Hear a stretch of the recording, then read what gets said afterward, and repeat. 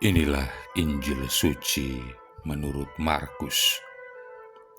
Pada suatu hari Sabat, Yesus masuk ke rumah ibadat. Di situ ada seorang yang mati sebelah tangannya. Orang-orang Farisi mengamat-amati Yesus, kalau-kalau ia menyembuhkan orang itu pada hari Sabat, supaya mereka dapat mempersalahkan dia. Kata Yesus kepada orang yang mati sebelah tangannya itu, "Mari, berdirilah di tengah." Kemudian Yesus berkata kepada mereka, "Manakah yang diperbolehkan pada hari Sabat, berbuat baik atau berbuat jahat, menyelamatkan nyawa orang atau membunuh orang?" Tetapi mereka itu diam saja. Yesus jengkel karena kedegilan mereka. Dengan marah, ia memandang sekeliling, lalu berkata kepada orang tadi, "Ulurkanlah tanganmu." Ia pun mengulurkan tangannya, dan sembuhlah seketika. Lalu keluarlah orang-orang Farisi, dan segera bersekongkol dengan orang-orang Herodian untuk membunuh dia. Demikianlah sabda Tuhan. Saudara-saudari yang terkasih, Yesus menyembuhkan orang sakit pada hari Sabat merupakan peristiwa yang cukup sering terjadi, dan ini merupakan salah satu isu konflik dengan orang-orang Farisi. Hal inilah yang kelihatannya telah menjadi penyebab ketegangan yang serius antara dirinya dengan para pemuka agama Yahudi. Di samping tindakan penyembuhan aktual yang memang secara keras dilarang oleh hukum Sabat, penyembuhan Yesus itu membuat orang berduyun-duyun datang menyaksikan dan juga membawa orang-orang sakit untuk disembuhkan, dan semua itu sangat mengganggu istirahat Sabat. Akan tetapi di sini Yesus mengajarkan satu hal penting.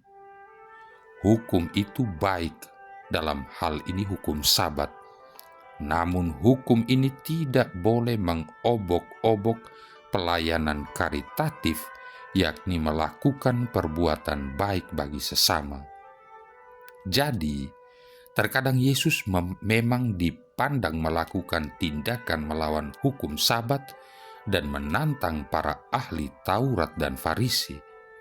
Tetapi di sini hanya ada dua pilihan: mengikuti hukum cinta kasihnya atau tidak. Saudara-saudari yang terkasih, kita juga harus menentukan sikap tegas berkaitan dengan cinta kasih Kristiani. Apakah kita mau mengubah cara-cara kita yang lama, rutinitas yang biasa untuk melakukan suatu tindakan cinta kasih? Maukah kita menolong seorang insan yang sungguh membutuhkan pertolongan karena berada dalam situasi kritis pada suatu pagi, walaupun hal itu berarti kita harus tidak menghadiri misa harian yang sudah merupakan kebiasaan kita? Bagaimana sikap dan tindakan kita dalam menghadapi kelompok-kelompok yang beriman lain?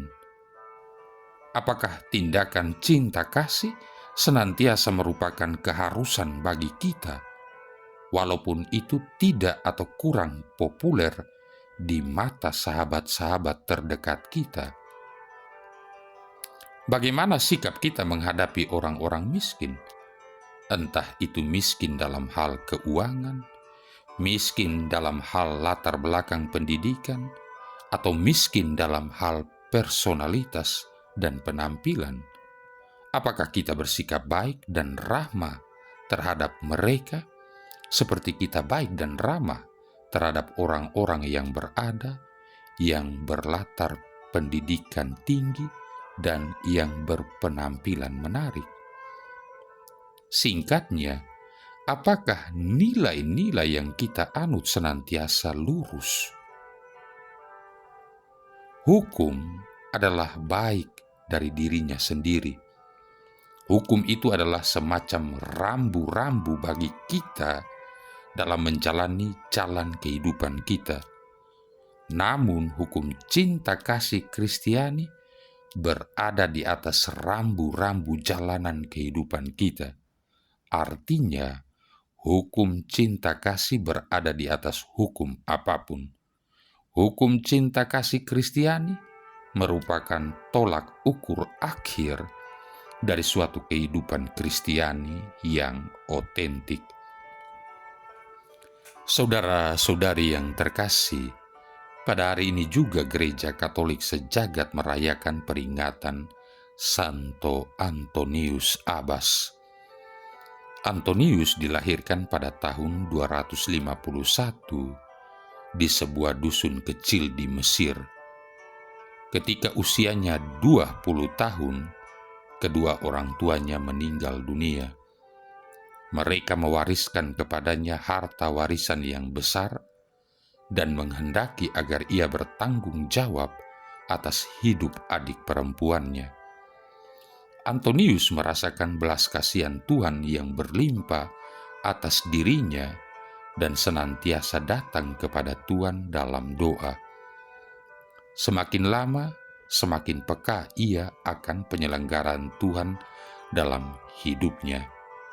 Sekitar 6 bulan kemudian, ia mendengar kutipan sabda Yesus dari kitab suci. Pergilah, jualah apa yang kau miliki, dan berikanlah itu kepada orang-orang miskin, maka engkau akan beroleh harta di surga. Antonius menerima sabda tersebut sebagai sapaan pribadi Tuhan dan jawabannya atas doanya, mohon bimbingan dari Tuhan.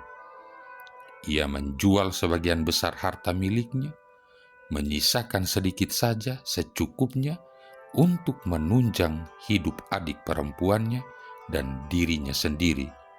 Kemudian ia membagi-bagikan uangnya kepada mereka yang membutuhkannya.